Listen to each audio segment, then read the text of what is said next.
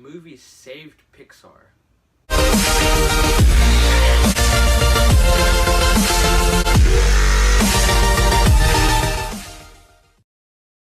What is up, everybody? Welcome back to Country Ridge Productions. Today I'm going to be going over the film that saved Pixar.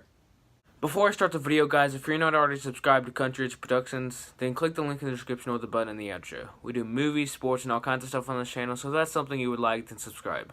Anyway, let's get into it. Pixar. When we think of Pixar, we think of the animation studio that brought us masterpieces such as Toy Story, Finding Nemo, WALL-E, just to name a few. From the years of 2001 to 2009, it is arguable that Pixar did not produce a movie that was not really good.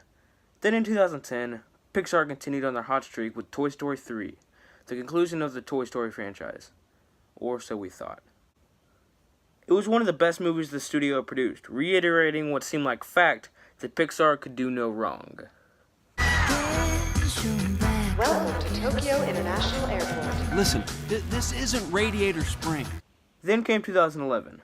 After producing 9 standalone movies and only 2 sequels, both of which were Toy Story movies, Pixar tried their hand at making a sequel to what was arguably their worst received film ever, Cars 2. The result? A movie that is commonly referred to as the worst Pixar movie both by fans and critics.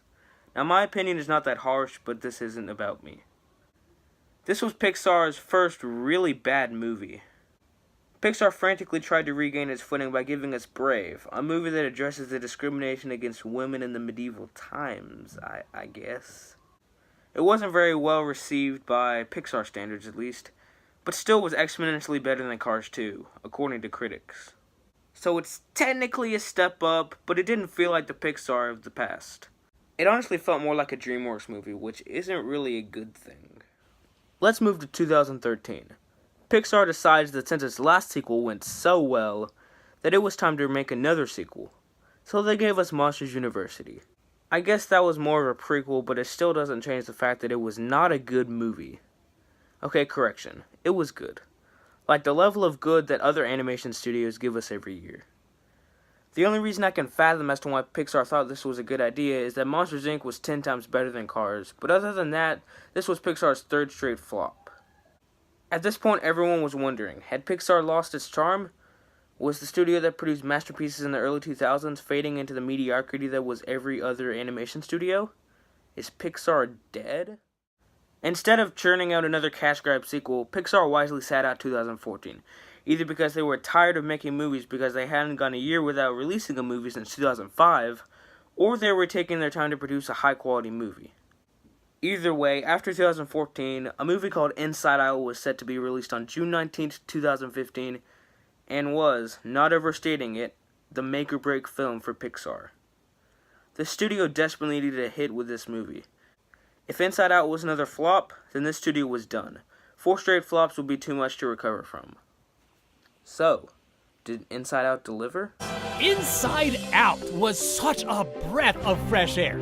It took something as complex as our memories and emotions and personified them in such a clever and masterful way.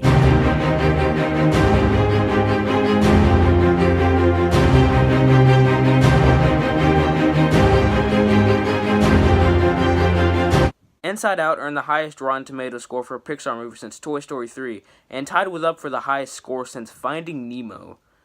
Among other things, it won an Oscar for Best Animated Feature of the Year. In short, yes, Inside Out delivered. Big time. It resurrected a studio that was quickly falling into darkness, and brought it back on top of the animation world. I know it may sound like I'm trying to overstate how important this movie really was to Pixar, but Inside Out truly is the movie that saved Pixar. Then Pixar gave us The Good Dinosaur, which, it's definitely a step down from Inside Out, but then they gave us some really good movies, like Finding Dory and Incredibles 2. Anyway, that's the movie that saved Pixar. In my opinion, of course. Anyway, that's the video, guys. Thanks so much for watching. If you want to see where Inside Out ranks in my Pixar rankings, then go click the button in the outro to go see our Ranking the Pixar Movies video. That's all from me. If you want more stuff like this, click the link in the description or the button in the outro, like I said in the beginning of the video. Anyway, thanks for watching. Have a great week. God bless.